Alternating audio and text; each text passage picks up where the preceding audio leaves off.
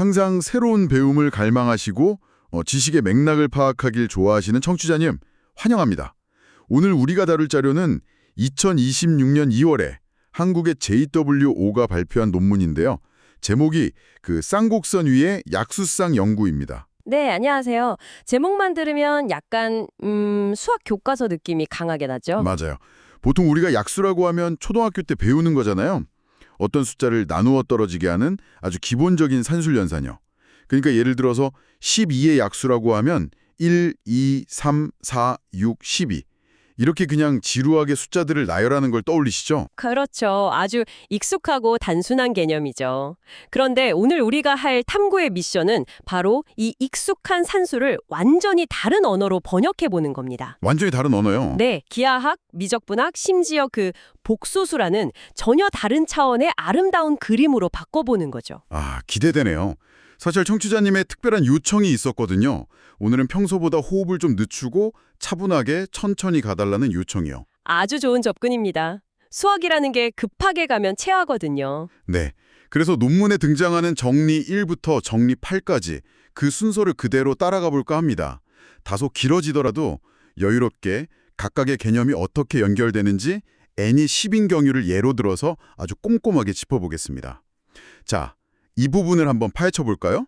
첫 번째, 정리 1입니다. 쌍곡선 함수와 약수쌍의 기하학적 대칭성. 이건 정수론의 가장 기초적인 요소를 2차원 기하학으로 옮겨오는 첫 단추라고 할 수 있습니다.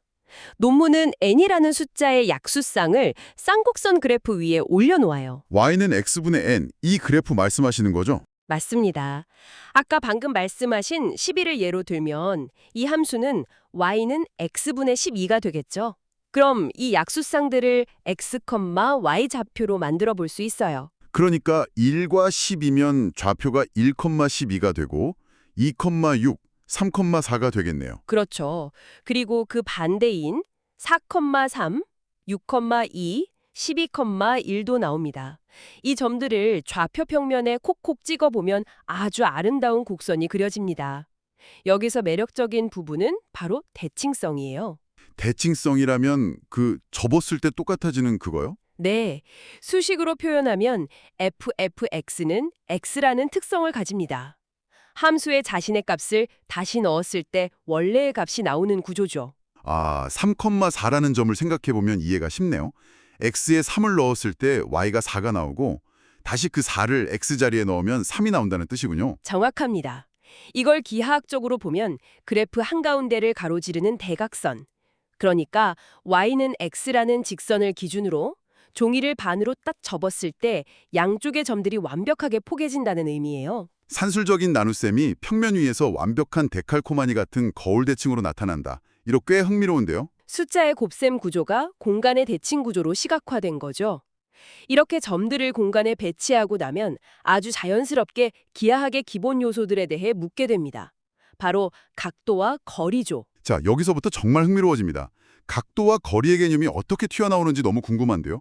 이게 정리 2, 삼곡선과 삼각함수, 그리고 거리의 관계로 넘어가는 거군요. 네, 공간 좌표에 점이 찍혔으니까 원점에서 그 점까지 선을 한번 그어볼 수 있잖아요. 원점에서 약수쌍이 있는 점까지 선을 긋고 거기서 x축으로 수직선을 딱 내리면 직각삼각형이 만들어지네요. 맞아요.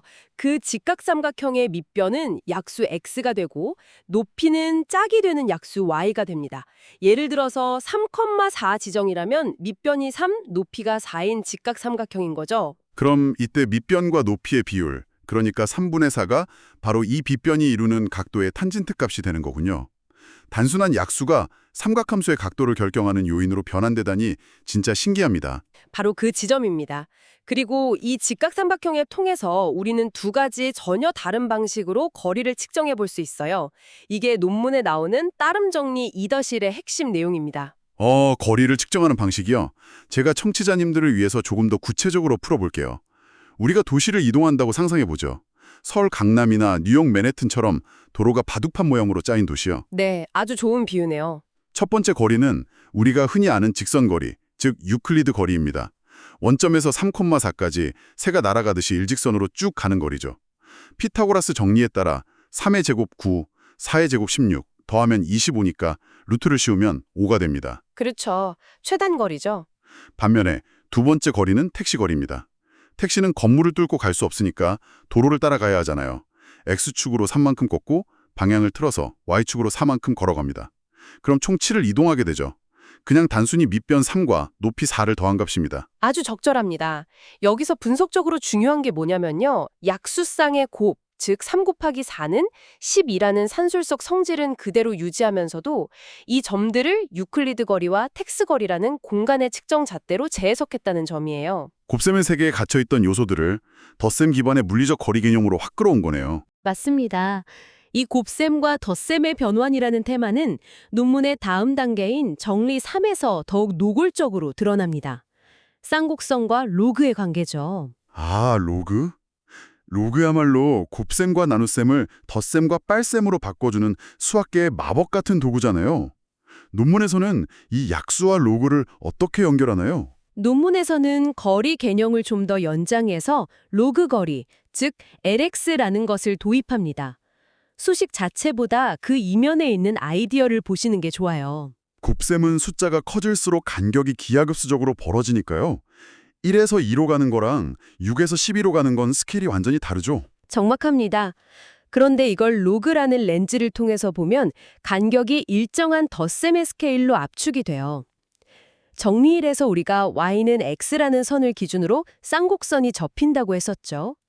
12의 경우 그 중심점은 루트 12가 됩니다. 네, 완벽한 대칭점이죠. 논문은 이 중심점 루트 12를 로그 좌표계의 0점으로 설정합니다.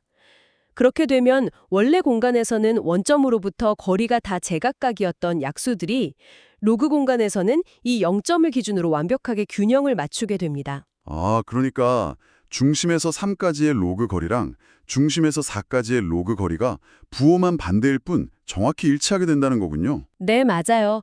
특히 흥미로운 건 이 쌍곡선 아래의 면적을 구하는 적분을 해보면 그 결과가 n 곱하기 자연 로그 d로 나온다는 점입니다. 마치 양팔 저울의 중심을 0점으로 딱 맞췄을 때 양쪽에 같은 무게의 추를 올려둔 것처럼 완벽하게 수평을 이루는 모습이 연상되네요. 3과 4가 곱셈의 짝꿍이라는 사실이 로그 공간에서는 좌우로 똑같은 거리만큼 떨어져 있는 기하학적 대칭으로 나타나는군요. 대수학과 기하학이 만나는 아주 아름다운 순간이죠. 자, 청취자 여러분, 지금까지는 고정된 점과 선, 그리고 거리를 다루는 영역이었습니다. 이제 여기서 한 발 더 나아가서 곡선 자체의 변화를 다루는 미적분학으로 넘어가 볼 차례입니다. 정리 4, 쌍곡선과 미분의 관계입니다. 네, 미분이죠. 미분이라고 하면 보통 특정 지점에서 곡선의 기울기를 구하는 건데, 아니, 뚝뚝 끊어져 있는 정수인 약수를 연구하는데 곡선의 기울기가 왜 필요한 걸까요? 사실 이 논문의 가장 독창적인 통찰 중 하나가 바로 이 정리 4에 담겨 있습니다. 곡선 위의 특정 약수 지점, 그러니까 접점에서 곡선에 스치듯 맞닿는 선, 접선을 한번 그어보는 거예요. 접선을 긋는다. 네, 그리고 이 접선이 X축, Y축과 만나면서 만들어지는 직각삼각형을 논문에서는 접선 삼각형이라고 부릅니다. 직관적으로 생각해보면 점의 위치가 달라지면 곡선의 기울기도 달라지니까 삼각형의 모양도 뾰족해졌다가 납작해졌다가 계속 변하겠죠. 그렇겠죠. 당장 12의 약수인 3,4 지점에서 접선을 긋는다고 상상해 볼게요. 제가 청취자님들을 대신해서 계산을 좀 머릿속으로 해보면요.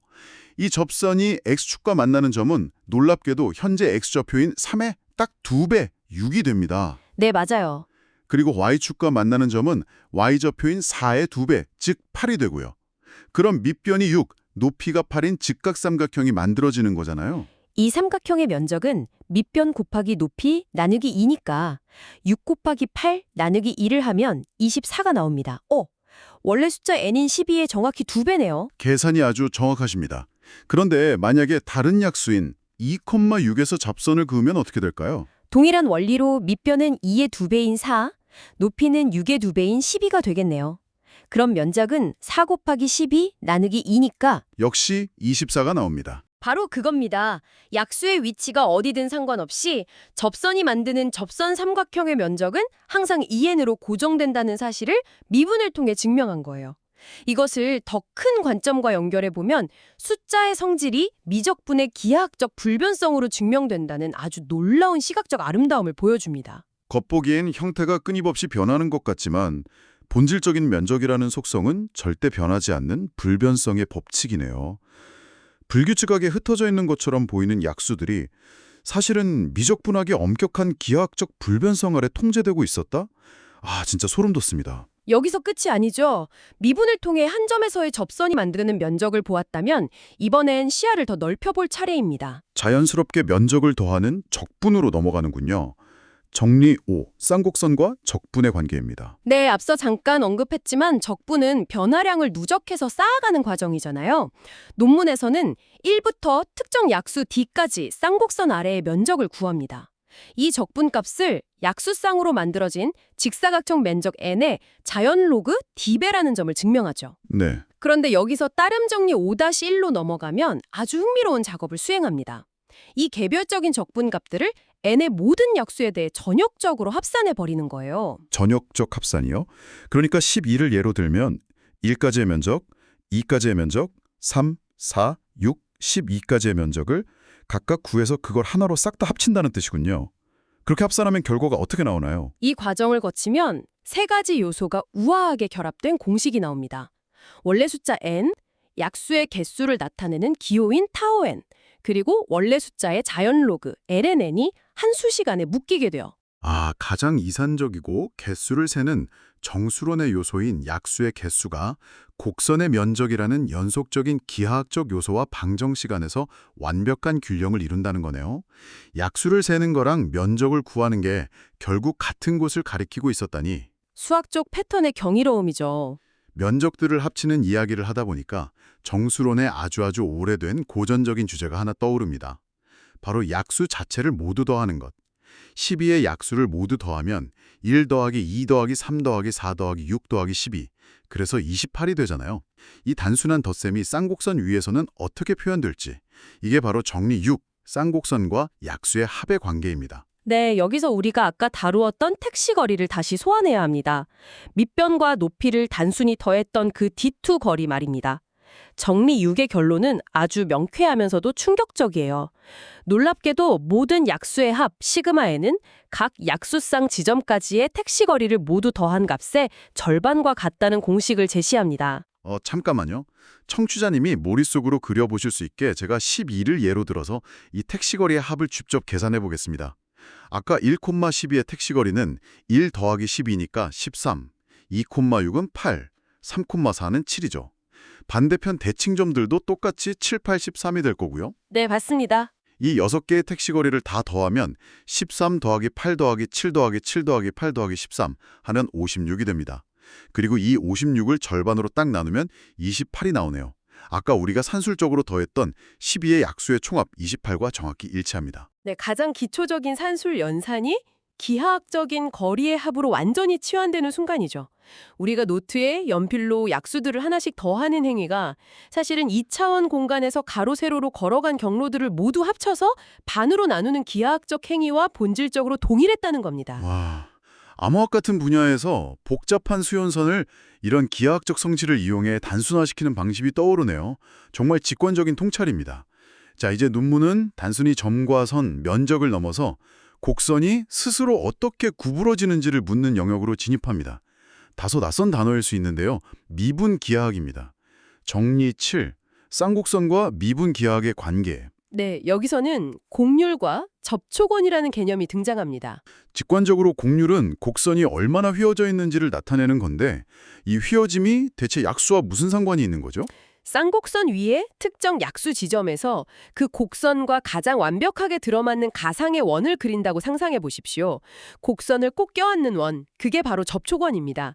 곡선이 급격하게 휘어지면 작은 원이 그려지고 완만하게 휘어지면 아주 큰 원이 그려지겠죠. 아, 알겠습니다. 그럼 아까 우리가 대칭의 기준점이라고 불렀던 그래프 한가운데 루트 12 지점을 예로 들어볼까요? 거기서 접촉원을 그리면 어떻게 되나요? 아주 재미있는 결과가 나옵니다. 그 대칭점에서 접촉원의 반지름을 구해보잖아요. 그럼 원점에서 그 대칭점까지의 직선거리, 그러니까 우리가 정리 2에서 배웠던 유클리드 거리 D1과 정확하게 일치하게 됩니다. 오, 이거 직관에 조금 반하는 결과인데요. 보통 우리는 거대한 곡선이라는 뼈대가 먼저 존재하고 약수들은 그저 그 곡선 위에 얹혀있는 점들이라고 생각하기 쉽잖아요. 그렇죠. 다들 그렇게 생각하죠. 그런데 지금 말씀하신 교용이 들어보면 약수들이 위치한 유클리드 거리 자체가 곡선이 그 지점에서 얼마나 휘어져야 하는지를 결정하는 접촉원의 반지름이 된다는 뜻이잖아요. 즉, 약수라는 이산적인 점들이 곡선의 뼈대와 굽어짐을 스스로 지휘하고 있었다는 거네요. 완벽한 해석입니다. 곡선의 기하학적 구조 자체가 약수의 위치에 의해 완전히 결정된다는 사실을 보여주는 대목이죠. 연속적인 곡선의 형태 내부에 정수론의 DNA가 아주 깊숙이 새겨져 있는 겁니다. 정말 경이롭습니다. 그런데 이 논문은 여기서 멈추지 않죠? 네, 실수 평면을 넘어서 더 추상적인 공간으로 이 모든 개념을 던져 올립니다. 바로 이 논문의 대미를 장식할 마지막 장, 정리 8, 쌍곡선과 복소수의 관계입니다. 그래서 이 모든 게 대체 무슨 의미일까요? 복수수 평면은 우리가 아는 실제 존재하는 숫자를 넘어서 제곱해서 마이너스 1이 되는 상상의 숫자, 허수 i까지 동원되는 거잖아요. 지금까지 우리가 다뤘던 약수들은 평평한 2차원 평면 위에 점들이었단 말이죠. 네, 그런데 논문은 이 평평한 숫자선을 말아서 마치 원통처럼 둥글게 감아버립니다. 복소 평면 위에 단위원, 즉 반지름이 1인 원 위로 이 점들을 사상, 매핑하는 과정을 거칩니다. 점의 위치를 2의 i세타 제곱 형태로 변환하는 거죠. 아까 우리가 정리 2에서 구했던 삼각형의 각도 세타가 여기서 다시 등장하는 거군요.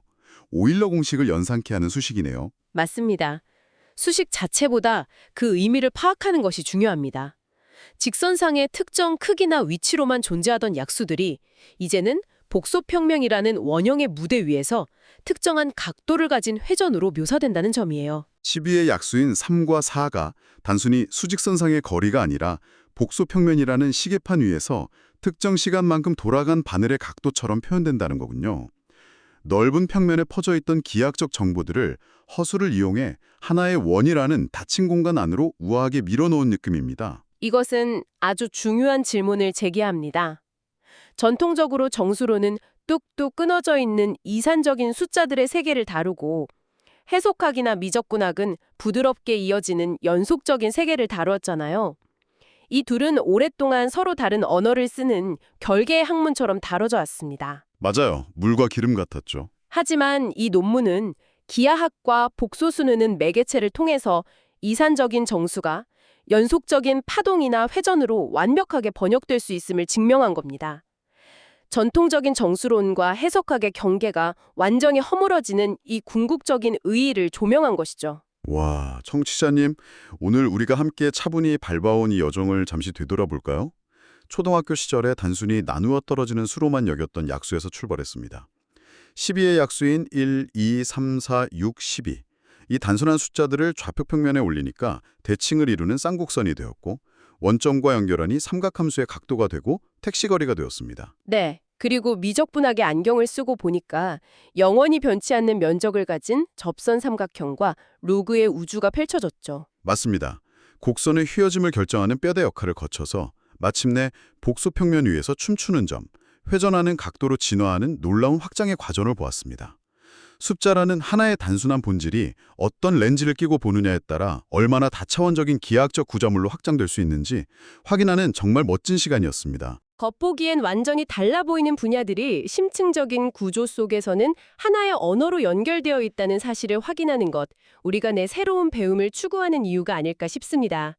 지식의 확장을 즐기시는 청취자님을 향해 마지막으로 도발적인 생각거리를 하나 던지며 오늘 탐구를 마칠까 합니다. 오늘 우리는 아주 단순한 나눗셈에서 기하학과 복소수를 끌어냈습니다. 그렇다면 우리가 매일 무심코 사용하는 덧셈이나 곱셈 같은 다른 아주 단순한 산술 연산들 이면에는 또 어떤 거대하고 경이로운 다차원의 기하학적 우주가 지도를 그려주기만을 조용히 기다리고 있을까요? 한 번쯤 깊게 상상해 볼 만한 멋진 질문이네요. 오늘도 차분하고 깊은 지식의 여정을 함께해 주셔서 감사합니다. 우리는 다음 심층 탐구에서 새롭고 흥미로운 지식의 지도를 들고 다시 찾아오겠습니다. 안녕히 계세요. 감사합니다. 안녕히 계세요.